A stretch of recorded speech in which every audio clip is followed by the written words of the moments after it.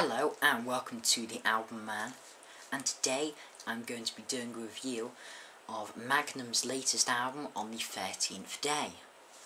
So, this is, one of Britain's greatest bands in my opinion, and one of the greatest, if not the greatest, pop rock band, and they are back with their 18th studio album and 6th post-Hard Rain album. If you don't know, Hard Rain was the split up in the mid-90s, and Tony Clarkey and Bob Catley, the lead singer and lead guitarist, and Tony Clarkey also is the songwriter, they formed their own more poppier band called Hard Rain. I can't say I like it that much, but in like 2002 or something they came back together, and yeah, so it's like a new era of Magnum.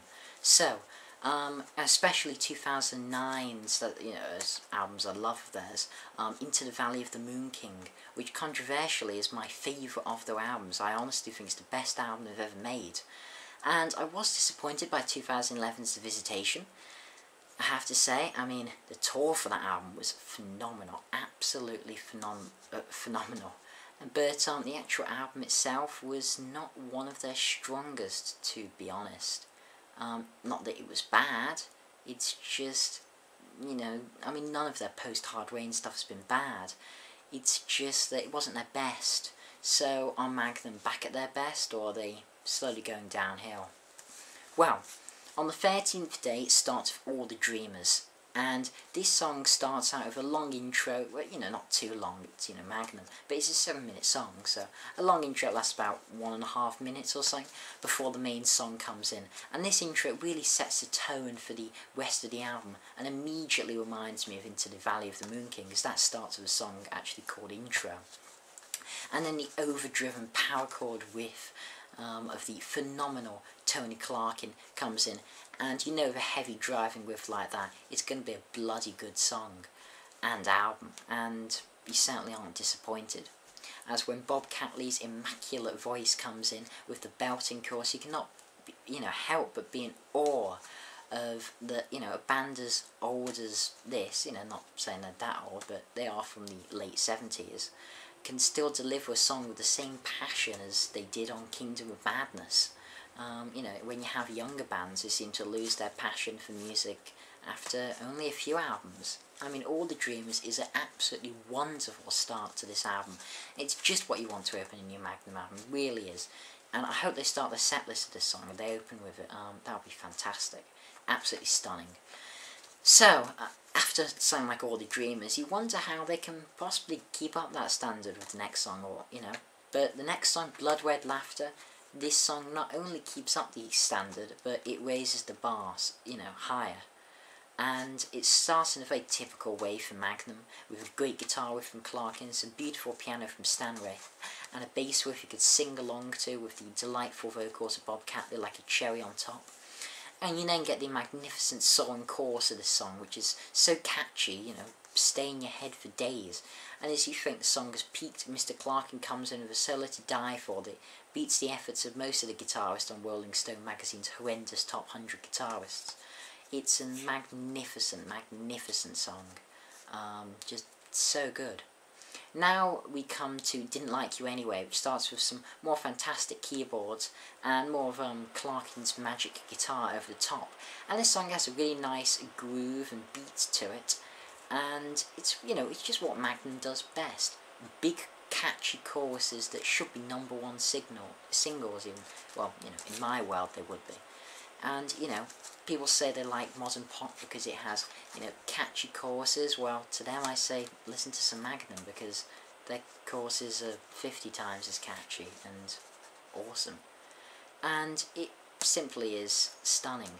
Then we get to On the 13th Day. This is the title track of the album, of course.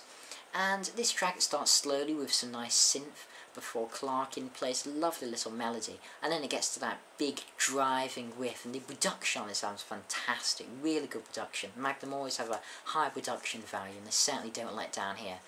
And, the riff, it sounds like it was from the same sessions on A Storyteller's Night, really big riffs, and then it ascends into another chorus to die for. That's up there with the best they've ever written, quite frankly. it has a delightful solo from Clarkin, which in my opinion is one of his very best, and really does prove why he should be rated up there with the best. He's a very underrated guitarist, a very, very talented songwriter and fantastic guitarist, but never gets the appreciation, probably because Magnum are not exactly the biggest band in the rock scene, or the British rock scene. They're overshadowed by some other brummy bands, you know, like, I don't know, Black Sabbath. And then we get to the single from this album, which is So Let It Rain. Now, before hearing this song, you know, I knew it was a single, and I was wondering how they could possibly exceed the songs before it. You know, Magnum's single should be, you know, probably the best song on the album, certainly the catchiest. So, well, how can they exceed something like Blood Red Laughter? Well, somehow and inexplicably, they find a way to top everything else on this album and destroy Blood Red Laughter. It's quite amazing, from the piano intro to the main riff. And one of the things I love about this song most is just how good Catley, even, his voice is. I mean, he's what, in his 60s, and he has a voice as good as, you know, when Magnum were at their peak in the 80s. And the other thing I love about this song is how ridiculously catchy it is. The chorus, it's amazing. I mean, how this did not get into the top 10 singles truly baffles me and makes me think the entire UK needs a hearing check, as their ears must be broken if they don't like this soaring song and chorus. It's one of my new favourite Magnum songs, to be honest, and I hope it stays in their set list until the end of time. Then we get to Dance of the Black Tattoo, which starts off with a very heavy riff for Magnum. You know, they're not the heaviest band, they're pump rock, but still, you know, Clarkin does like to play some heavy, overdriven riffs, you know. And Catley's voice even fits this, you know, really well. Another fantastic chorus, and it's a really good song. Again, Magnum deliver on this phenomenally consistent album. Then Shadowtown comes in at track 7, and this song, it delivers just like the rest, with a strong chorus, and really does keep up the consistency. It's definitely one of my favourites on the album. Putting Things Into Place is quite interesting. It's the ballad of the album, and starts out with just some synth behind Bob's voice, and again a beautiful chorus and lovely piano melody behind it. It really is a beautiful, elegant song, and Bob conveys such emotion, passion in his voice as the music gets progressively louder and louder as more instruments come in. It's almost, you know, a bit like prog in that way. And then there's a lovely piano solo a bit nearer to the end of the song before it concludes in a truly epic finale. It really is an epic song, to be honest, even though it's only, what, about 4 minutes 41? I mean, yeah, it's wonderful. It's a piece of musical art. And then Broken Promises. This starts with a good riff from Clarkin before Bob's voice comes in with such a powerful, passionate chorus from Catley, which is also catchy as hell. Another brilliant song. See How They Fall, See How They Fall, See How They Fall carries on the high bar that this album has set, you know. This album, it just doesn't disappoint in any way, to be honest, and this song's no exception. And then this magnificent album, it ends with From Within. And this song is a really, really nice way to finish the album. Again, has a big catchy chorus that I imagine live would just be so mind-blowing. And, you know, it ends the album on a really, really strong note. And I do believe that on the 13th Day is one of Magnum's absolute best. Not many bands can make one of their best albums 18 albums down the road, but Magnum somehow have succeeded, and they are as strong as they were in the 80s, and possibly even stronger, to be honest. After the slightly disappointing Visitation, they come back with an album that rivals that of the Moon King and On Storyteller's Night.